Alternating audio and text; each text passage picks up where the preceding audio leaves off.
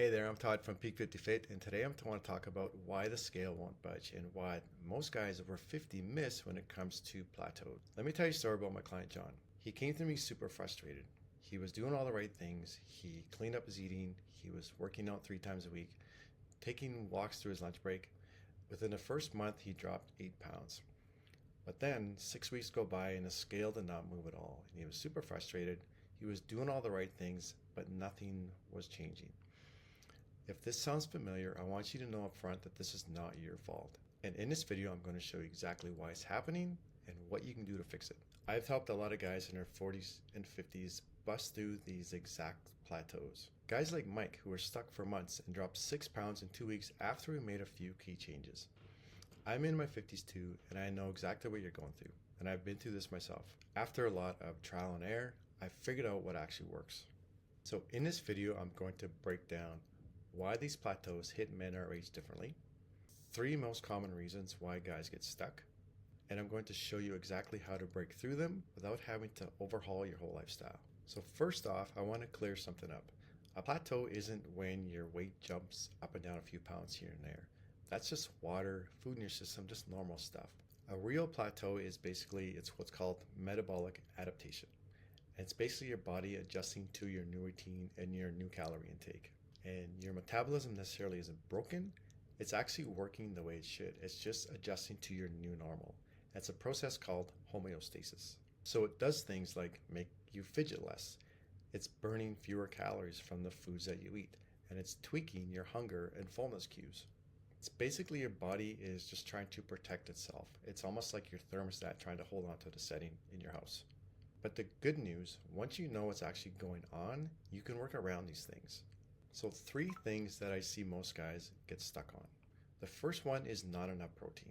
Most guys don't realize this, but once you're over 50, your protein needs need to go up, especially if you're trying to lose weight. What I found works best is aiming to get 1 to 1.2 grams of protein per pound of your target body weight. Why is this important? Because muscle burns more calories than fat, even at rest. And if you're not getting enough protein, you're likely losing muscle, which slows everything down. One of my clients, Robert, was hitting his calorie goals but only eating 100 grams of protein. Once we bumped that up to 180 grams of protein per day, he dropped 3 pounds in 10 days. And the second reason where I see most guys get stuck, and it's something that no one really talks about, and that's our recovery. You see, at 30, you might be able to get by with 6 hours of sleep and be able to crush a workout, but at 50, it's a totally different ballgame. Stress starts to add up. Long work hours, poor sleep, family responsibilities, and you're trying to train like you're 30. All of which spikes cortisol, which is our stress hormone, which is directly linked to stubborn belly fat. A client named Mark, who was training 5 days a week and trying to juggle a high stress job. We cut his workouts down to 3 days a week, and we added in some daily movement and focused on better recovery, and within 1 month, he was down 7 pounds. And the third mistake I see is something that sneaks up on us quite often, and I call it calorie drift. You usually start out, you're measuring everything, super dialed in, but over time, portions start to creep in. So that extra tablespoon of peanut butter, a little bit of extra oil in your salads, and then extra cup of rice here and there, and then calories start to creep in. You're not necessarily cheating, but you're just eyeballing things, and you're not being super dialed in on what your calories are, and things are going to add up. My client, Tom, thought he was eating 2,000 calories a day, but once we weighed everything out after a few days, turns out he was eating close to 2,400 calories a day, which completely wiped out his calorie deficit. So let's talk solutions. So here's the exact playbook that I use with my clients. First step is what I like to call a strategic reset, in which we bump our calories up to maintenance levels, usually around 15 times or what our body weight is for 2 days. This isn't really a cheat weekend, it's a controlled reset, mostly with healthy carbs. And what this does is 3 things. It refills our muscle energy stores. It gives you that mental break from the psychological effects of dieting and boosts things like our leptin. It's a hormone that helps regulate our metabolism. I had a client, David, who was stuck for 3 weeks, and after this 2-day reset, he lost 4 pounds in 10 days. The second step is to make protein the priority at every single meal. So you want to shoot for anywhere between 40 and 50 grams of protein for each of your 3 meals, breakfast, lunch, and dinner. And you can also add in a protein snack throughout the day if needed.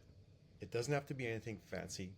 Greek yogurt with some protein powder, a protein shake with some milk, rotisserie chicken, or canned tuna with some hard-boiled eggs. Real simple solutions that take minutes to prepare. And the third thing I like to do is to improve our recovery. So things like 2 hours before bed, no screens. And we want to make sure throughout the day we're getting some walking in. We also want to make sure we're getting a full day of rest between our workouts. And then we want to do at least 5 minutes of deep breathing every single day. This stuff is not complicated, but it adds up in a big, big way. So you might be thinking, I don't have time to cook 180 grams of protein every single day. That's why I like to focus on really super easy wins. So things like rotisserie chicken, Greek yogurt, grab a tub of protein powder that's you can store at your desk. The goal here is to make progress and not to be perfect. And if you're not sure that you're on a true plateau or not, here's a tip you can do.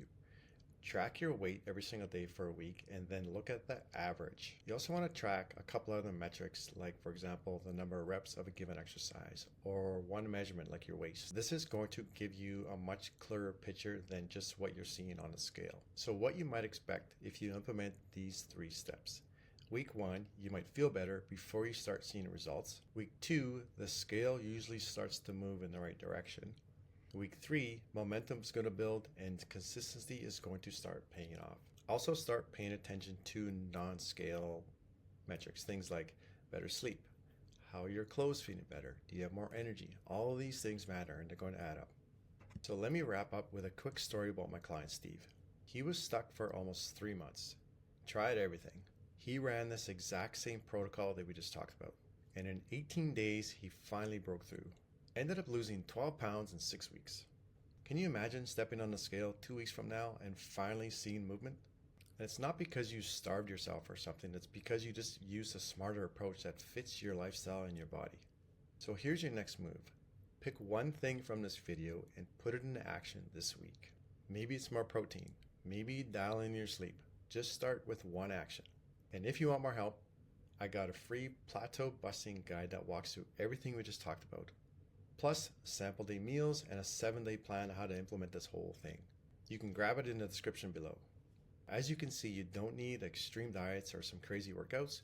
You just need a smarter approach for this stage of the life that you're in right now. So once again, my name's Todd. Thanks for watching and we'll see you in the next video.